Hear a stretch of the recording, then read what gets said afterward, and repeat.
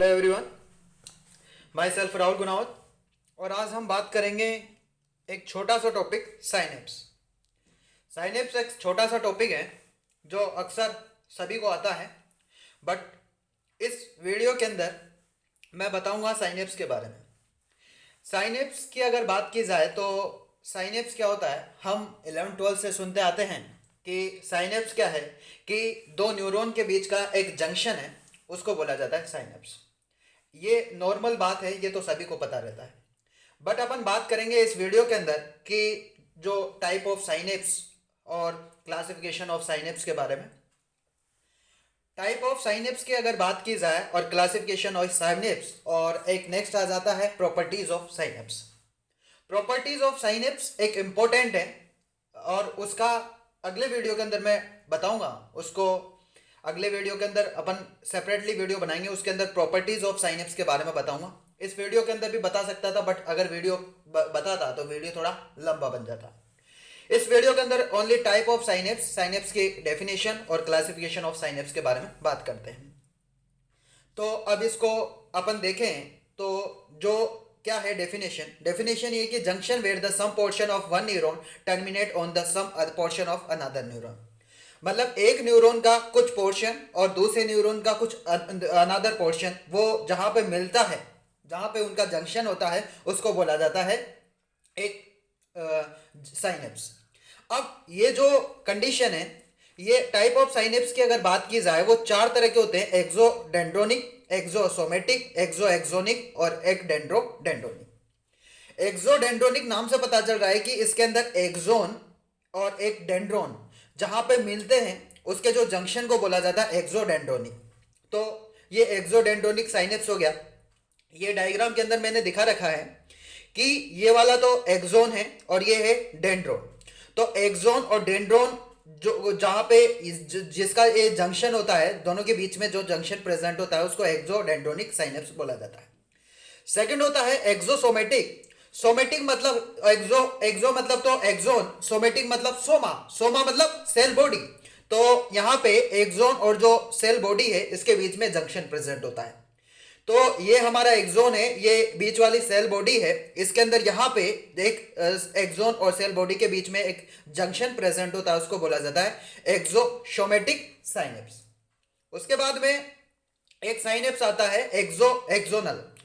नाम से पता चल रहा है कि एक्सोन और एक्सोन के बीच में जो जंक्शन प्रेजेंट होता है, ये एक एक्सोन है एक अलग न्यूरॉन का, और ये दूसरे न्यूरॉन्स का एक्सोन है।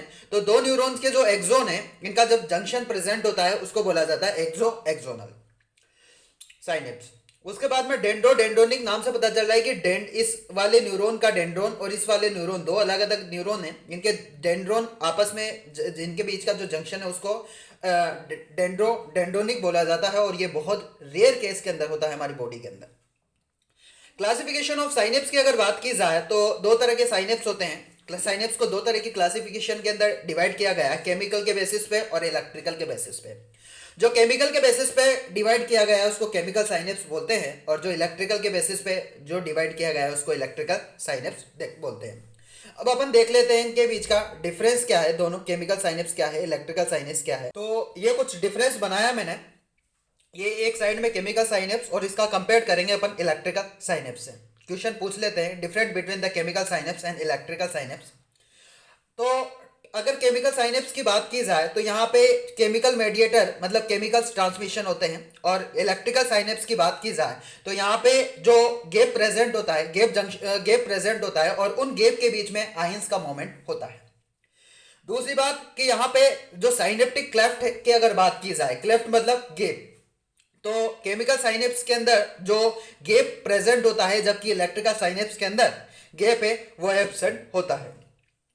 उसके बाद में नेक्स्ट है कि अगर मैं बोलूं कि सेंसिटिव टू हाइपोक्सिया, तो हाइपोक्सिया क्या होता है, मतलब डिफिशियंसी हो जाती है ऑक्सीजन की हमारी बॉडी के एक टिश्यू लेवल पे हमारी बॉडी के अंदर, उसको बोला जाता है हाइपोक्सिया।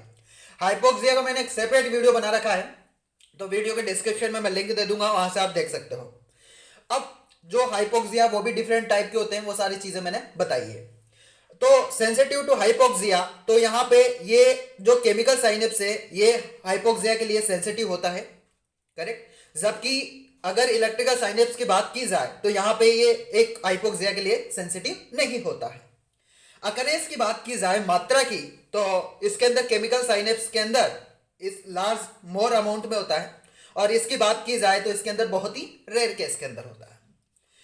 नंबर ऑफ साइनेप्स पर न्यूरॉन की अगर बात की जाए तो केमिकल साइनेप्स के जो नंबर ऑफ साइनेप्स पर एक न्यूरॉन के अंदर जो बहुत सारे तरह के साइनेप्स प्रेजेंट होते हैं, और अगर ज्यादा नंबर होंगे तो जाहिर सी बात है कि जो ट्रांसमिशन है वो भी स्लो होगा। बट यहाँ पे नंबर बहुत ही कम है। अगर नंबर कम है तो कहने का मतलब ट्रांसमिशन है वो रैपिड होगा, फास्ट होगा। उसके बाद में नेक्स्ट अपन बात करें, नेक्स्ट है साइनेप्टिक डिले। अब साइनेप्टिक डिले की अगर बात की जाए तो अपन ने कहा कि जो साइनेप्टिक क्लेफ्ट है यहाँ पे प्रेजेंट है। अगर साइनेप्टिक क्लेफ्ट यहाँ पे प्रेजेंट होगा तो कहने का मतलब ये है कि यहाँ पे अगर गैप होगा तो कहने का मतलब ये है कि जो न्यूरोट्रांसमीटर रिलीज होंगे। अब जब न्यूरोट्रांसमीटर रिलीज होंगे तो फिर वो दूसरे न्यूरॉन्स जो दूसरा न्यूरॉन्स है वो दूसरे न्यूरॉन्स में क्या है कि ट्रांसमिशन करेंगे। तो वहां पे कहने का मतलब एक लार्ज गैप प्रेजेंट। अगर यहाँ पे गैप ज्यादा होगा मतलब तो जाहिर सी बात है कि जो डिले है उसको जो टाइम लगेगा जंक्शन के बीच में वो भी ज्यादा लगेगा, गैप प्रेजेंट होगा। बट यहाँ पे अगर गैप ही नहीं है, जो एक न्यूरॉन से दूसरी न्यूरॉन तक जो ट्रांसमिशन होता है उनके बीच का जंक्शन का, अगर यहाँ पे वो एब्सेंट ही है, अगर गैप ही नहीं है तो जाहिर सी बात है कि यहाँ पे जो डिले है, जो टाइम भी है वो टाइम भी नहीं लगेगा। तो आशा करता हूं कि इस वीडियो के अंदर मैंने जो इसके साइनेप्स के जो क्लासिफिकेशन के बारे में बात की और इसके टाइप्स के बारे में बात की और सिंपल जो डेफिनेशन है साइनेप्स की वो बताई। अगले वीडियो के अंदर मैं प्रॉपर्टी ऑफ साइनेप्स को एक डिटेल में बताऊंगा कि क्या क्या प्रॉपर्टी है साइनेप्स की। 9-10 तरह की प्रॉपर्टी है, उन सभी को मैं डिटेल में बताऊंगा। और वो एक एग्जाम ओरिएंटेड के हिसाब से अगर बात की जाए तो इंपॉर्टेंट है। Thank you.